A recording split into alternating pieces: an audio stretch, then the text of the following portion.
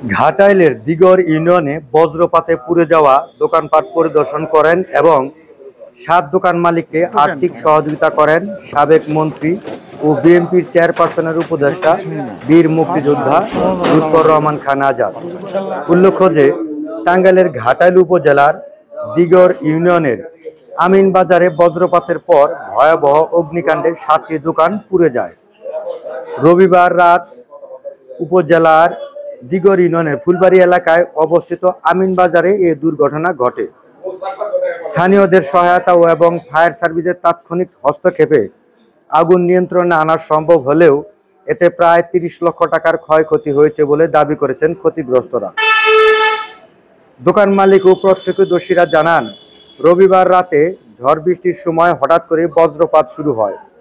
এ সময় বজ্রপাতে আমিনবাজারের একটি জুট মিল সহ ৭টি দোকানে আগুন লেগে যায়। স্থানীয়রা প্রথমে আগুন নিয়ন্ত্রণের চেষ্টা করে পরবর্তীতে ফায়ার সার্ভিসে খবর দেন।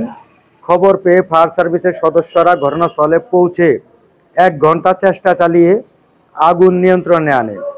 আগুনে ৭টি দোকান পুড়ে ব্যবসায়ীদের প্রায় ৩০ লক্ষ টাকার ক্ষয়ক্ষতি হয়েছে বলে জানান দোকান মালিকরা। এতে কোনো হতাহতের ঘটনা ঘটেনি।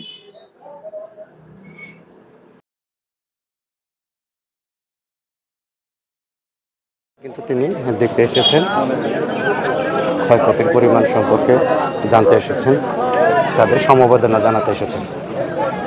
আসসালামু আলাইকুম।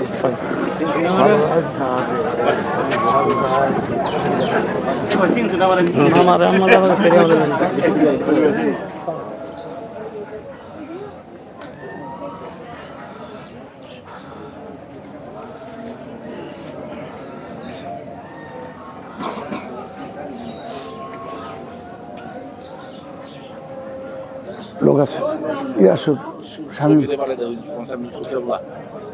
তোমার বাম পাশে শাহল মাস্টার বলা